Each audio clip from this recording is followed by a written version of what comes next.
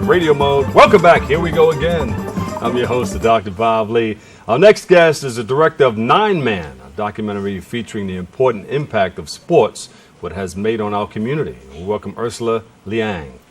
Thank you so much for having me. All right. So tell us, what is Nine Man? What is it all about? Well, Nine Man is a feature-length documentary about a street ball game they've been playing in Chinatown since the 1930s. It's played in all the major Chinatowns in North America, and including Canada, all parts of the U.S. And I've been following for a couple years, a couple teams as they sort of head towards the Grand Championship in September, and we just started touring the film. And why Nine Man? Why not 10? I don't know. Maybe they liked uneven numbers. It's sort of like an offshoot of volleyball, and they're usually 5 people in the front and 4 people in the back, and it's sort of a nice lineup of 5 and a diamond of 4 in the back. And is that what it's like, volleyball, not basketball? Yeah, if you walked by it, you would think it was more like volleyball than any other sport, but it definitely has a different flavor. It has a lot more swagger. You might compare it to, like, you know, from Duke basketball to like Rucker Park. It's a different kind of swag, and there's actually a lot of different moves that they play in Nine Man that make the game very distinct and therefore really important to the Chinese American community. Paint a picture. How does it look? How does it feel? What do we do? Well, you go there and the refs are players and people are screaming at the refs. There are all kinds of old men and community members watching. It's played on the asphalt, so before every game they are taking brooms and sweeping up. I've seen them sweep up like toothbrushes and glass and all that kind of stuff. So it's got a rougher kind of flavor to start with, and then the players sort of enjoy getting into that. Is it hitting a ball? Is it? Yeah. I mean, it does look like volleyball on the surface. Somebody is serving the ball over the net. There are a couple contacts on each side. What's different if you do play volleyball is that you can have more than 3 contacts. You can actually hit the ball twice in a row yourself. You could push the ball into the net yourself and hit it again. And so that creates like a different sort of rhythm. It's a little more like jazz-like, and things are more improvised. Oh, wow, there's a bunch of people playing there. Look at that. Yeah, exactly. Yeah. When you said they were getting broomsticks and all that stuff, I thought they were going to get ready to play stickball. Or Quidditch or something like that. Yeah. Good. So they have fun doing that, huh? Yeah, they absolutely do. Why are they all lined up like that? See the teams? They're in that photo. They're shaking hands. They're shaking hands. Actually, they usually. Somebody won. That might be before the match. Typically, before the match, the people line up at the end line and they bow to each other, and then they sort of snake alongside the net and clap hands, and as a show of good faith before they start arguing on the court. And what got you involved or interested in this? My brother actually played Nine Man, and he had played sports all his life. He had tons of friends growing up, but when he started playing Nine Man, the community became something more than just a sports team for him. And I think it had something to do with his experience growing up as a Chinese American man and finding a space where he felt a different way, and it felt like he had a different kind of community around him.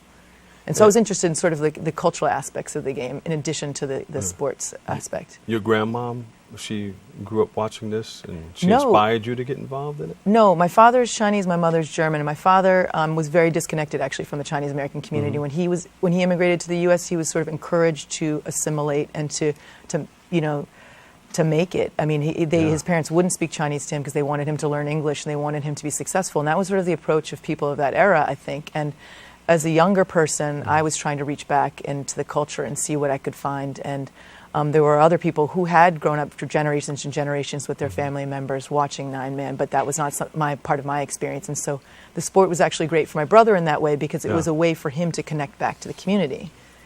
So, but how did Grandma get involved?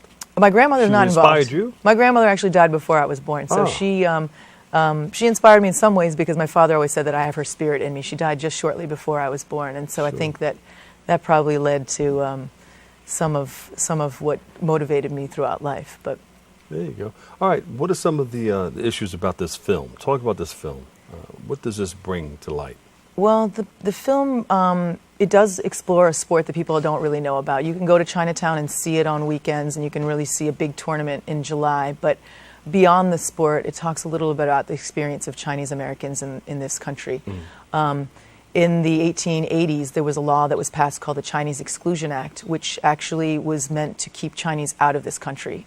Chinese had come to this country to do labor, and it was needed, but there was a lot of fear and a lot of prejudice at that time, and they didn't want, the rest of America did not want Chinese people to bring their families here, to settle here, to build any roots here. They wanted them to do the work and leave.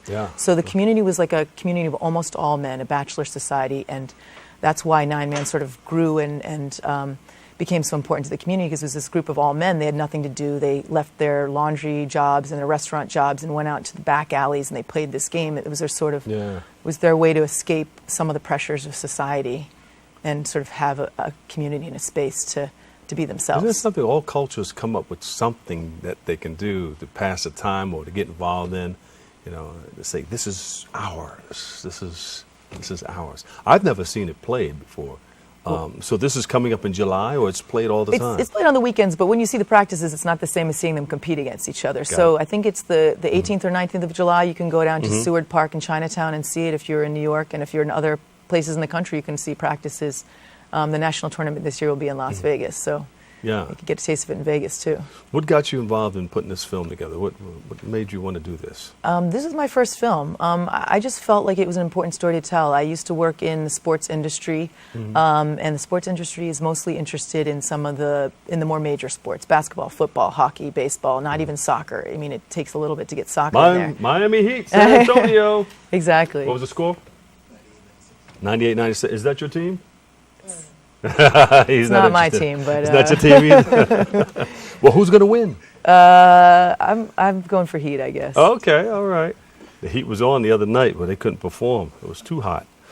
So this is wonderful. I mean, I would like to see this in action. I would like somebody to go and film it. Maybe we can send a crew down there and catch them in action. Yeah, come join us the third week of July in Chinatown, or look out for the film on our website. Oh, you're going to shoot it, yes. Yeah, you can sign up for updates on our film, and we'll show again in New York soon, and you can get the full taste of the community from seeing the film as well. And I brought you something if we have time to show it to you. Sure. This is actually a trading card set we made of 9-man players. You know, these are like unheralded sports heroes for the community, and we decided to have the members of the community elect their sort of Hall of Fame. So inside that pack are sort of the Hall of Fame of 9-man, dating back to the early times, and we sort of wanted to honor them just like, you know, you would on a baseball card. So that's this is for me? It's for you. Oh, I love you so much. Has a little bit of the history. I'm a big fan of yours, so I had to bring you something. Thank you so much. Thank you. Wow. Yeah, I collected baseball cards, and I have shoe boxes and shoe boxes of baseball cards, but this is beautiful. Thank you so much. I bet no one else has a 9-man card. No, I'm going to put this somewhere where nobody else can get it. Thank you. I appreciate it. Sure, absolutely. I'm honored. Okay, where can we view 9-man again? 9-man is doing a film festival run right now, so you can sign up on www.9-man.com, and we'll give you updates on when it's coming to your city. It will probably be in New York in the fall. And then hopefully we'll have a television broadcast early next year. There you go. We have the director in the house. Give her a big round of applause, everybody. The director of 9-man, Ursula Liang. Yes, indeed. Thank you so much for stopping by, okay? Thank you for having me. I got to get a chance to go by and check it out. Oh, I'm on it. Look what I have. I have it. You don't. No, I'm kidding. Thank you so much. I appreciate it. We got to take a quick break right here, but coming up next, we'll sit down with filmmaker Lamont Steffens. Next.